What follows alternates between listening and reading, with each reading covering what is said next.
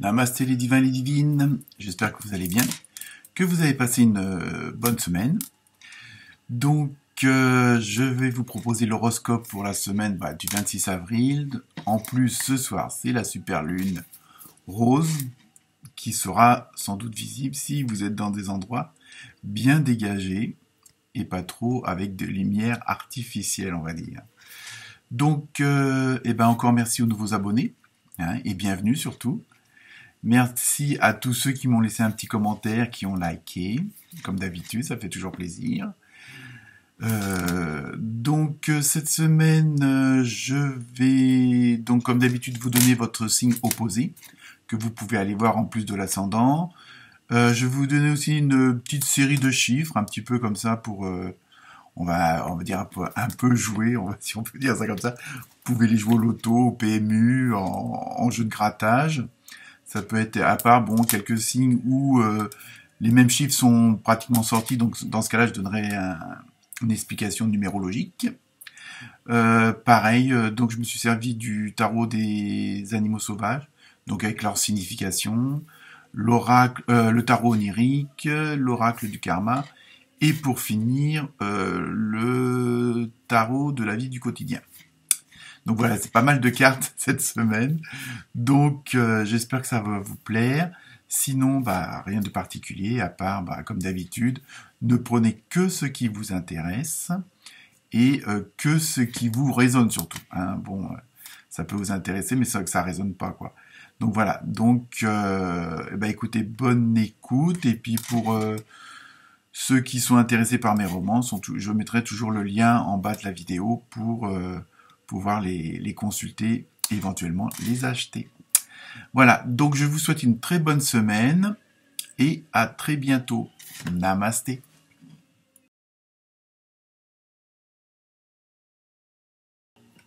Namasté les vierges. Alors, les vierges, donc votre signe opposé c'est toujours le poisson, ça n'a pas changé. Pour vous, cette semaine, vous avez eu le porc-épic, qui s'y frotte, s'y pique, mais pas forcément. Le 7 de bâton, la roue, attention au changement. Pour le tarot du quotidien, vous vivez un éveil spirituel, tout un programme. Et enfin, pour le tarot du karma, vous avez le messager de la terre. Alors, comme dit dans l'introduction, je vous donne les chiffres porte-bonheur. Donc le 48, le 7, le 10, et pour terminer, le 8. Donc, pour vous, cette semaine, donc la symbolique du porc-épic, ça va être une semaine, on va dire, plus dans le domaine un peu en corrélation avec les autres cartes, un petit peu plus, on va dire, spirituel, un petit peu plus intérieur, un petit peu plus psychologique, on va dire, dans le sens où vous allez avoir confiance en vous. Et oui, ça arrive, les vierges. Après tout ce travail sur soi-même. Donc, blague mise à part, cette semaine, vous allez avoir la foi, vous allez avoir confiance en vous, parce qu'il va y avoir ce côté un petit peu de, comme on dit, l'enfant intérieur, c'est-à-dire que tout ce qui nous fait vraiment vibrer, tout ce qui nous plaît réellement, nos idéaux, nos façons d'aimer les choses, de les voir, d'aimer les gens, de les voir aussi. Et là, ça va être vraiment, ça va être une semaine un peu axée sur l'ouverture du cœur. Bon. Et donc, alors évidemment, vous allez peut-être passer à une situation extrême, puisque vous allez être dans une dynamique, on va dire, positive. Vous allez être prêt peut-être à abattre des montagnes. Et donc, c'est pour ça, donc, vous voyez, ce porc-épic, voilà, il a ce pouvoir, cette force de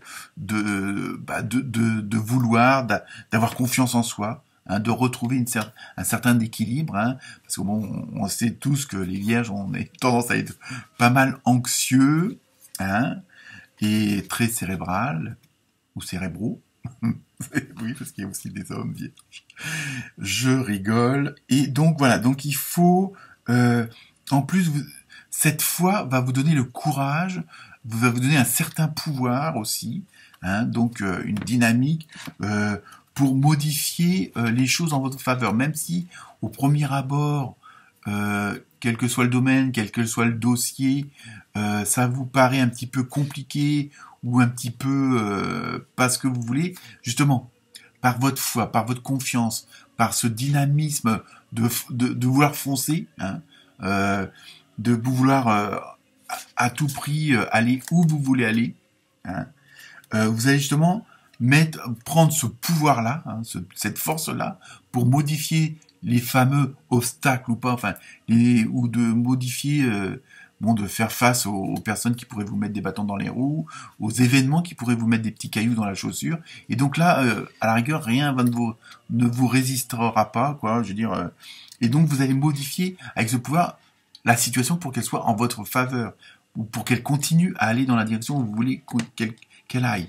Donc il y a vraiment cette dynamique-là, hein, ce pouvoir-là. Alors évidemment, ça va peut-être vous demander d'avoir, pour pouvoir agir et d'être dans cette confiance, d'être dans cette foi-là, d'avoir peut-être des façons de voir les choses autrement, hein, d'avoir peut-être une vision plus élargie en disant bah oui, j'ai pas l'habitude d'aller par là, bah pourquoi pas. Après tout, ce chemin-là, je l'ai pas essayé. Allons-y, fonçons. En plus, au premier coup d'œil comme ça, au premier abord, il présente tous les atouts que j'aime ou que je veux.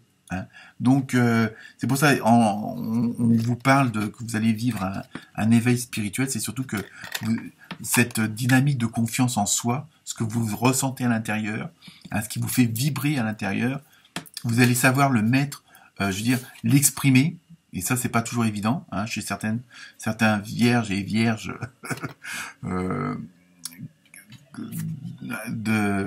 merde, j'ai perdu le fil de mon histoire. Enfin bon bref, donc vous allez vous allez changer un petit peu je dirais pas de fusil d'épaule, mais vous allez vraiment, votre attitude va peut-être passer à un extrême parce que peut-être pas forcément par un ras-le-bol, mais vous savez que la situation elle est en train de s'améliorer et qu'elle est en train de tourner plus qu'à votre avantage. Elle y est peut-être déjà et donc vous voulez continuer dans cette dynamique-là. Et si elle y est pas encore, vous savez que là vous avez justement ce fameux pouvoir pour atteindre votre but. Hein. Et donc, ça ne vous empêche pas d'être prudent non plus, mais comme le dit le messager de la Terre, le changement est positif. Hein, et en même temps, il parle affronter la vie avec joie et calme, et c'est ce que je vous ai dit tout à l'heure. Donc, vous allez avoir cette dynamique.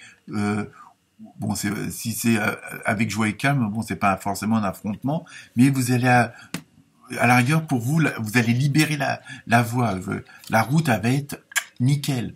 Hein, c'est pas un petit caillou ou une déviation qui va diminuer votre dynamique. Voilà, c'est surtout ça que je voulais vous dire. Et en plus, vous avez quand même la roue, donc il y a du changement. Il faut il faut vraiment que vous ayez cette ouverture d'esprit, et vous l'avez, et ça vous le savez. Donc je pense que là, en ce moment, au niveau, on va dire, cérébral, il y a pas mal de changements. Vous faites pas mal de ménage aussi, je pense. Hein, même ce que je peux voir avec d'autres vierges que je connais. Je pense que là, et moi-même étant vierge, donc en ce moment, je pense que on est dans une dynamique de beaucoup de changements. Alors évidemment, il y a des choses qui nous plaisent pas, mais où on a l'impression que ça revient parce que comme si pour voir si on a bien compris la leçon entre guillemets ou si on a bien compris l'expérience passée. Hein.